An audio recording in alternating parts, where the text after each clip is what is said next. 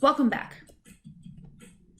In our last lesson, we solved a system consisting of a linear equation and a quadratic equation in two variables algebraically and graphically.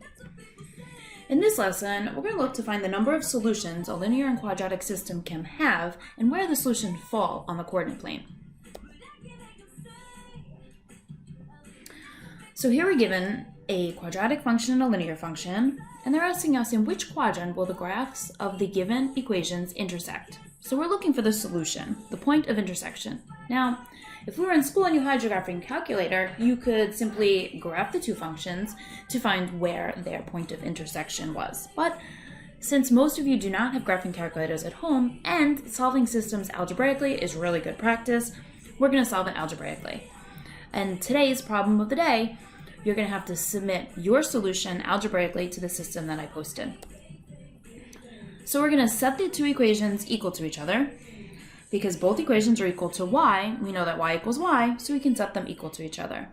Now, since this involves a quadratic function, we want to bring all of the terms over to the left side so it's set equal to 0, so we can use the zero product property to factor and find the solutions. So, since there is a fraction in this equation, I want to eliminate the fraction. So in order to eliminate, I need to multiply every term by the denominator. So I'm going to multiply everything by 4. So we multiply every term by 4. We now have eliminated the fraction. So now I'm going to simplify. I'm going to move the x to the other side by subtracting x from both sides. I'm going to move the negative 12 to the other side by adding 12 to both sides. Now I have a quadratic in standard form set equal to 0, so we can factor it. Unfortunately here the leading coefficient is something other than 1, so we're going to have to factor by grouping. So if you recall, when we factor by grouping, we multiply the leading coefficient 4 times the constant term 60. So we do 4 times 60, which gives us 240. So we have to find the factors of 240 that when we add together, they give us 31. So the factors are 15 and 16. 15 times 16 is 240, and 15 plus 16 is 31.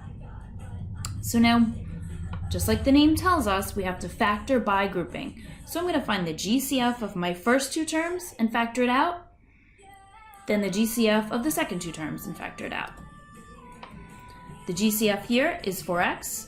4x squared divided by 4x is x. 16x divided by 4x is 4. Here, the GCF is 15, so when I factor out the 15, 15x divided by 15 is x. 60 divided by 15 is 4. Notice we have the same factors, so we can factor again. And we get the quantity of 4x plus 15 times the quantity of x plus 4 is equal to 0. We're going to apply the zero product property and set each factor equal to 0 and solve. So we found two solutions. We found that x is equal to negative 3.75 and that x is equal to negative 4. So we know this system has two solutions. We know the x values of those solutions. Now we just need to find the y values. So we're going to substitute those values into the original equations. I'm going to use a linear equation this time. So first I'm going to substitute in negative 4. Negative 4 times 1/4 is negative 1. Negative 1 minus 3 gives me negative 4. Okay, so I'm going to use the second solution for x, and I'm going to substitute it into the linear equation again. 1/4 times negative 3.75 gives me negative 0.9375. We're going to subtract 3 from that. So we get y is equal to negative 3.9375. So now we have our ordered pairs. Notice, both the x and y coordinate for both ordered pairs are negative. So if we think where are those coordinates going to fall? Well, let's look at the graph. Here are where our x coordinates are negative, and here are where our y coordinates are negative. So in this quadrant, both the x and y coordinate are negative. So this is the quadrant where these two functions intersect. And if you remember, when we label the coordinates, we always start in the upper right-hand corner with 1, and we go counterclockwise. So quadrants 1, 2, 3, and 4. So these graphs intersect in quadrant 3.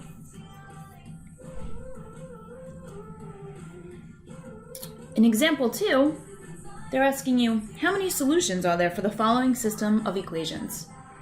Again, if we had our graphing calculators, we could graph the functions to see, but we should check it algebraically. Because if we look at that last example, and we just looked at the graph, we might think there was only one solution to this system of equations because those points are so close to each other. But there's actually two, and we can only find that if we do it algebraically. So let's take a look at this one. How many solutions are there for this system? So we're going to set the two equations equal to each other. Again, since we have a quadratic function, we want to bring these terms to the other side of the equation.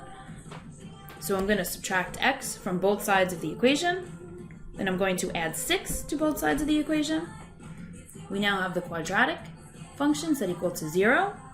So we can factor the left side. We're looking for the factors of 9 that when I add them together, I get -6. So we know both factors are going to be negative. And 3 times 3 is 9. And -3 plus -3 is -6. So here we have the same factor twice. So this is a double root. We know when we apply the zero product property, it's going to give us the same solution. We know that x is equal to 3. So since this is a double root, there's only one solution because both of these factors are going to give us that same solution. So here, there is one solution to this system of equations. And again, we can look at that graphically. And here is that one solution. Okay, so yes, we can see it from the graph, but we should check it algebraically just to make sure. So that's our lesson for today.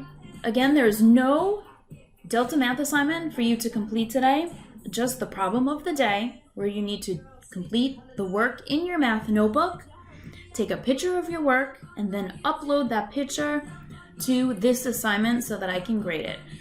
Don't create a Word document. It's too hard to show the work using the Word document. Just write the work in your notebook and upload a picture for me. Hope everybody is doing well. I'll be available this afternoon from 3:30 to 4 to answer any of your questions. Math allows thinking to happen, so keep thinking.